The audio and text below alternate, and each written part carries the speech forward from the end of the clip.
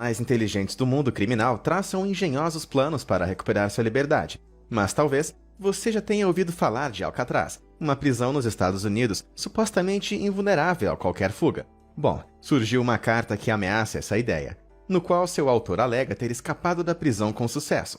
Bora mergulhar na Baía de São Francisco e tentar chegar ao fundo dessa história. Alcatraz esteve em operação de 1934 a 63, período no qual foi o lar de alguns dos criminosos mais infames da história. Os presos incluíam George Machine Gun, Kelly e até o próprio Al Capone. O local foi projetado para ser uma prisão para os homens mais perigosos dos Estados Unidos, com guardas armados, imponentes paredes de aço e um local isolado, que tornavam a fuga algo aparentemente impossível.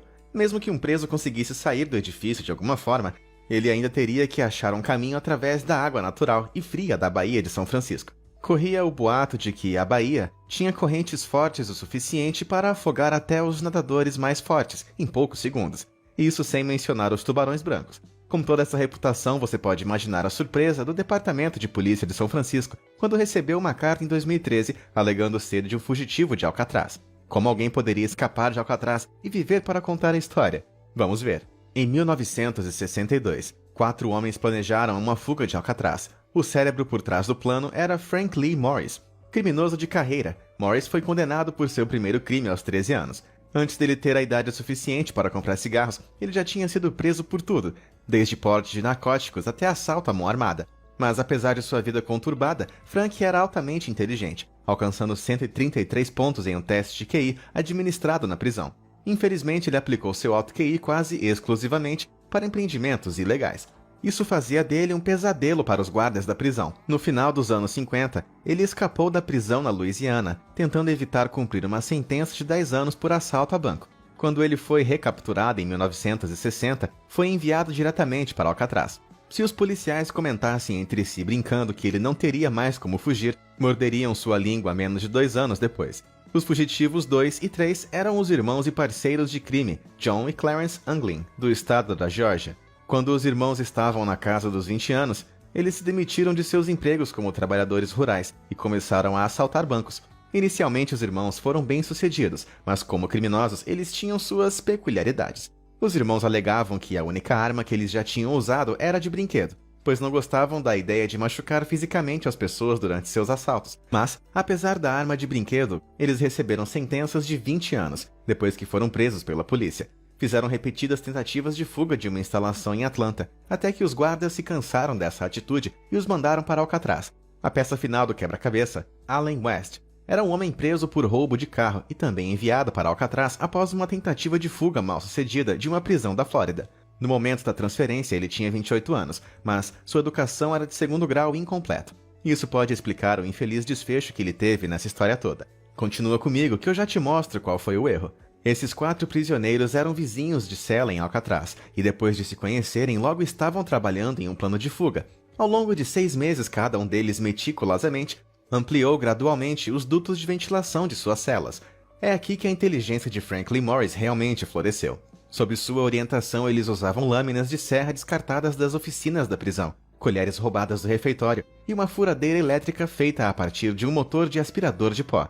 Eles ocultaram seu progresso dos olhares indiscretos dos guardas, cobrindo tudo com papelão pintado para que se parecesse com as paredes. Todo o barulho que o trabalho criava foi mascarado pelo barulho da hora da música diária, algo que a equipe de Alcatraz havia introduzido para tentar tornar as coisas menos sombrias. Quando os buracos estavam grandes o suficiente para rastejar, os 4 homens começaram a passar todas as noites para o nível superior do bloco de celas. Lá, eles montaram escondidos seus coletes salva-vidas e uma jangada de 4,2 por 1,8 metros, usando capas de chuva roubadas costuradas à mão e seladas nos tubos de aquecimento.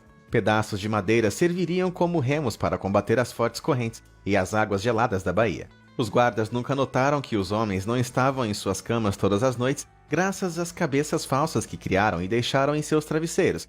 Eles as fizeram com uma mistura de sabão, pasta de dente, pó de concreto e papel higiênico. Até pintaram os rostos e grudaram cabelos do chão da barbearia. Com tudo no lugar, o plano deles era atravessar a baía para chegar no local onde poderiam roubar um carro e sair em liberdade. Finalmente o grande dia chegou. A noite caiu e cada um dos 4 homens se encaminhou para o telhado. Todos menos um. Infelizmente para Allen West, ele usou cimento para colocar o tubo de ventilação de volta no lugar, para que os guardas não desconfiassem de nada, e então o cimento endureceu. Quando ele conseguiu, já era tarde demais. Morris e os irmãos Anglin não tiveram escolha senão partir sem ele. Os fugitivos levaram seu equipamento com eles, desceram por um cano de ventilação até o chão e depois escalaram 2 cercas de arame farpado de quase 4 metros de altura. Ao final chegaram à costa perto da usina da ilha, que era um ponto cego para todos os holofotes de torres de vigilância. Usando uma espécie de sanfona, eles inflaram a balsa e zarparam noite adentro. Embora Allen não tenha escapado junto com eles, é graças a ele que sabemos tudo sobre como esses caras fugiram. Mas, será que eles sobreviveram à viagem com sua jangada? Vejamos as evidências. Em 2013, 51 anos após a ousada fuga de Morris e Anglin, a polícia recebeu uma carta de que alguém afirma ser John Anglin. O escritor admitiu a fuga e afirmou que ele era o último membro sobrevivente do trio e que estava morrendo de câncer.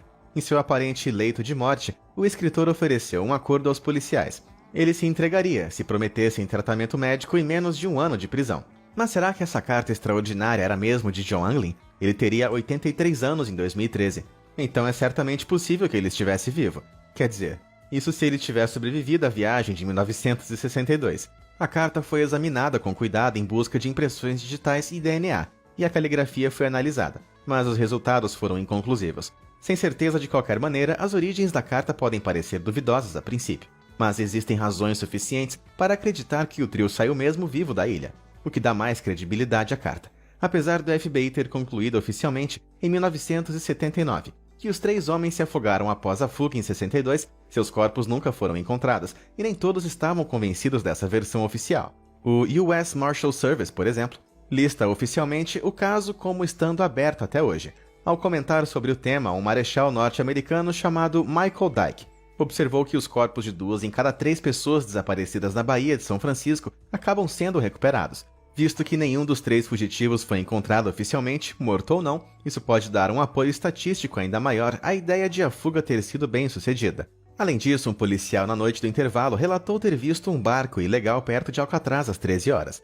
Isso está dentro da Ilha do Tempo da Fuga, que provavelmente levou várias horas e começou por volta das 22 horas. Com base nisso, alguns teorizam que o trio teve algum tipo de ajuda externa. De fato, uma fuga da prisão também iria exigir um planejamento meticuloso da vida depois de fugir. Com a orientação do talentoso Frank Morris, isso não parece nada impossível. O que parecia mesmo impossível, porém, era a ideia de escapar de Alcatraz pela água. A reputação da Baía de São Francisco fez com que a fuga parecesse um desperdício inútil e mortal de esforços. No entanto, mais tarde, no mesmo ano da fuga, outro preso chamado John Paul Scott abalou essa reputação. Scott nadou com sucesso de Alcatraz para Fort Point, abaixo da ponte Golden Gate. Ele foi capturado estando quase morto de hipotermia, mas provou que era possível escapar pela água. Além disso, tudo que ele usou foram alguns utensílios que ele fez inflando luvas de borracha. Morris e os irmãos Anglin tinham uma jangada. Atualmente, os atletas amadores nadam na baía o tempo todo apenas por diversão. A ideia de baía perigosa pode de fato ter sido uma espécie de mito, usado como tática para coibir as tentativas de fuga de Alcatraz. Mas a evidência vai mais fundo ainda.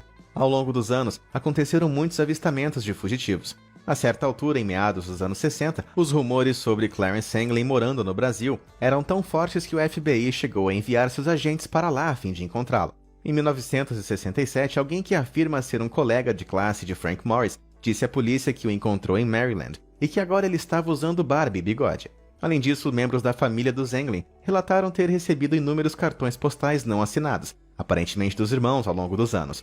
A mãe deles chegou a receber flores de uma fonte anônima todos os dias das mães até sua morte, em 73. E 2 mulheres altas e de aparência estranha com maquiagem pesada teriam participado de seu funeral.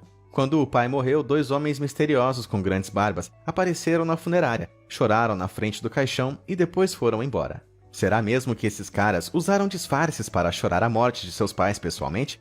Anos depois, ainda em 89, relatos disseram que o trio estava na Flórida. Uma mulher ligou para um tipo de disque denúncia dos Estados Unidos, dizendo que reconheceu a foto de Clarence Anglin como sendo um homem que morava em uma fazenda perto de sua casa. Outra mulher não relacionada também relatou vê-lo na mesma área. Quando uma terceira testemunha identificou um esboço de Frank Morris e disse que viu um homem parecido com ele, exatamente na mesma parte da Flórida, as evidências chegaram a novos patamares. Mas não seriam essas testemunhas apenas pessoas brincando com a boa vontade da polícia? Será que as pessoas que não acreditavam na teoria que eles tinham morrido afogados estavam vendo coisas? Ou o trio poderia realmente ter sobrevivido à perigosa viagem de balsa e fugido? A confiabilidade de todas as evidências da fuga é questionável, sem dúvida, mas elas se estendem além das histórias anedóticas. É indiscutível que a evidência mais forte de uma fuga bem-sucedida é que tenha acontecido um acobertamento do FBI. A agência alegou no momento da fuga e nas décadas que se seguiram que nenhuma evidência de uma fuga bem-sucedida tinha sido descoberta. Eles alegaram que não havia evidências de uma jangada chegando à costa, nem de roubos de carros para facilitar uma fuga. Mas apesar das declarações oficiais de 62, foi revelado mais tarde que vestígios de uma balsa e remo caseiros foram encontradas na ilha de Angel, ao norte de Alcatraz, no dia seguinte à fuga. E não é só isso. Um Chevrolet azul de 1955 foi roubado aquela noite, logo após a fuga por, adivinhem, 3 homens. A escolha de ocultar essas evidências até o início de 2010 sugere uma clara tentativa de encobrir tudo. Afinal, por que essa informação seria retida por décadas se o caso estava fechado e os homens tinham se afogado como o FBI afirmava? Certamente levanta suspeitas. Ainda tem uma última evidência, que alguns usam como prova de que a fuga foi bem sucedida. Uma fotografia, tirada em 1975, que supostamente apresenta os 2 irmãos Anglin. A foto foi dada à família Anglin por um velho amigo nos anos 90, que alegou ter encontrado os irmãos nos anos 70. A imagem foi examinada recentemente por um analista de reconhecimento facial, que concluiu que os homens mostrados ali poderiam ser mesmo os irmãos. Se a foto é realmente deles, a fuga foi um sucesso. Somado à evidência de um acobertamento e incontáveis avistamentos e contatos relatados com os irmãos Anglin, uma carta de confissão no leito de morte não é algo plausível?